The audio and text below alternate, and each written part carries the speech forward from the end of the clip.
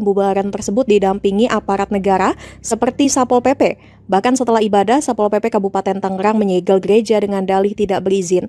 Terkait hal ini, Persekutuan Gereja-Gereja di Indonesia atau PGI mengatakan keprihatinan mendalam sekaligus mengecam tindakan penyegelan tempat ibadah saat menjalankan Paskah Jumat 3 April.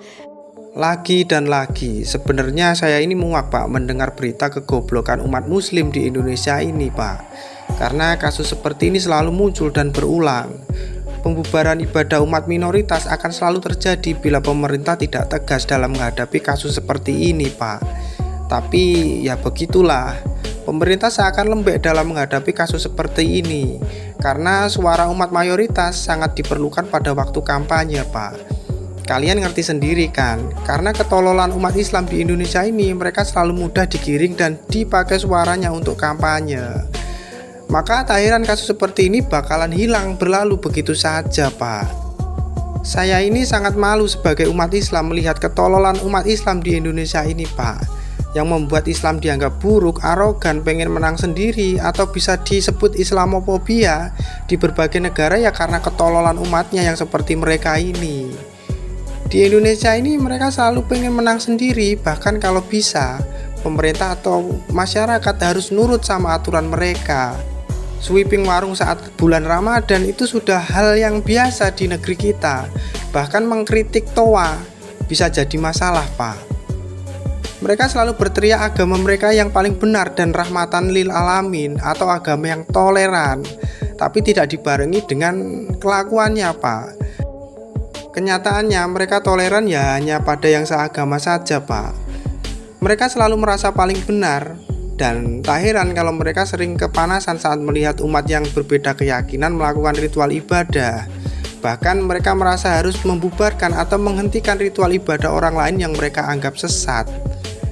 Tapi saat golongannya melakukan kesalahan seperti korupsi, pencabulan santriwati, atau menipu dengan nama agama, mereka diam bahkan membenarkan kelakuan golongannya. Faktanya mereka toleran ya cuma sama golongannya saja Pak. Sampai mereka rela mati atau memusuhi sesama manusia hanya karena beda keyakinan. Dan tololnya, mereka menganggap diri mereka paling benar. Ini terjadi ya karena banyaknya pemuka agama di Indonesia ini Pak. Banyak pemuka agama Islam dakwah atau ceramah tanpa ada standar khusus untuk kriteria dakwah agama. Hasilnya Islam di Indonesia ini kebanyakan aliran dan tolol Pak. Sampai sesama Islam pun hanya karena beda tafsir bisa saling bermusuhan. Dan ini miris sekali Pak. Pembubaran ibadah ini sering terjadi dengan alasan yang selalu klasik Pak, yaitu soal izin. Dan yang tidak terekspos media ada lebih banyak kasus seperti ini Pak. Bahkan mirisnya, pemerintah atau aparat setempat juga sering ikut melakukan pembubaran bahkan penyegelan rumah ibadah, bukan malah mendamaikannya. Tapi pernahkah Anda bertanya, ada berapa masjid, musola, pesantren di Indonesia ini yang menggunakan izin? Saya rasa ini bukan soal izin Pak, ini soal sentimen agama saja. Masalahnya pola seperti ini bukan hal baru di Indonesia Pak. Di banyak daerah di Indonesia, kasus rumah ibadah ini sering mengikuti skenario yang menurut saya hampir sama polanya dan harus mengikuti mayoritas. Izin dipersulit, ibadah minoritas dianggap ilegal dan akhirnya dibubarkan. Dan ini selalu berulang Pak, karena di Indonesia ini banyak sekali doktrin atau pendidikan soal agama yang meyakinkan Islam agama yang paling benar dan yang lain salah. Ritual mereka ilegal, kafir, bahkan wajib diperangi. Kalau ini ditanamkan sejak dini, maka saya nggak heran jika dewasa mereka punya kepribadian pengen mengenang sendiri. Bahkan sangat anti sekali terhadap umat yang selain Islam Pak. Karena kalau kalian lihat yang sering membubarkan ibadah agama, mengebom, men-sweeping warung pas Ramadan ya orangnya selalu kelihatan paling beragama dari segi pakaian atau atributnya. Maka tak heran kalau masyarakat menilai semakin kelihatan Islam, makin besar juga otak tololnya Pak. Ya kalau ada Islamofobia di Indonesia atau bahkan dunia, ya harus kalian terima. Karena kalian membiarkan umat kalian yang tolol ini melakukan tindakan semau mereka. Gimana nggak tolol Pak? Ada orang ibadah langsung dibubarin, dimaki-maki, bahkan melakukan pengerusakan dan intimidasi. Seharusnya kalian malu melihat umat Islam di Indonesia ini melakukan hal-hal tolol seperti ini, Pak. Kita sering teriak-teriak kemanusiaan dan mengecam penindasan pada saat negara Islam dijajah negara lain. Bahkan kalian rela jihad atau memberi sumbangan ke negara lain yang seiman. Tapi kalian lupa, kalian menindas saudara bangsa sendiri hanya karena beda keyakinan. Jujur saya sebagai umat Islam malu sekali, Pak, melihat ketololan atau kegoblokan mereka-mereka ini yang mengaku paling beragama dan menganut agama yang paling benar.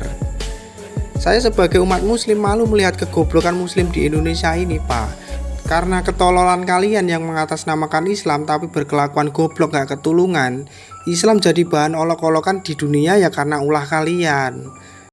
Sudah tidak memberi kontribusi apapun soal ilmu atau teknologi, tapi malah berperilaku bodoh, sering teriak kafir atau anti terhadap agama lain.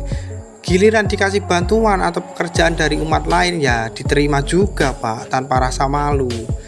Jadi jangan heran kalau dunia melihat agama Islam sebagai agama yang paling radikal dan pengen menang sendiri, yaitu karena kegoblokan umatnya sendiri, Pak. Pembubaran ibadah seperti ini akan terus berlanjut bila kita generasi muda membiarkan atau memaklumi ketololan yang mengatasnamakan agama ini, Pak. Bagi saya, agama hanya untuk pribadi saya. Orang lain tidak harus mengikuti dan harus percaya kepada apa yang saya percayai. Kita ini dilahirkan dari berbagai latar belakang, suku, budaya, bahkan negara, Pak. Dan itu sudah kehendak yang maha kuasa. Jika kita lahir di India, kita juga bakalan beragama Hindu. Bila kita lahir di Eropa, kita juga bakalan beragama Katolik atau Kristen dan menganggap agama kita yang paling benar. Jadi bagi kita generasi muda, selalu gunakan akal sehat buat berpikir dan jangan mengedepankan ego. Karena agama tidak anti sama pikiran kritis. Yang merasa paling benar dalam beragama itulah yang sebenarnya tolol dalam beragama. Semakin belajar agama atau kelihatan religius malah semakin bodoh dalam beragama. Harus kita akui SDM kita memang jauh tertinggal dari negara-negara lain, Pak. Dan kalau dilihat negara yang terlalu religius kebanyakan jadi negara yang rasis bahkan tertinggal, Pak, dalam segi kemajuan atau teknologi. Masyarakat kita ini lebih suka berdebat dalam memahami agama mana yang paling benar daripada belajar atau memajukan teknologi, Pak. Ini bakalan terus berlanjut, Pak, karena penguasa lebih suka masyarakatnya bodoh dan gampang disetir. Dan tulis pendapatmu di kolom komentar ya.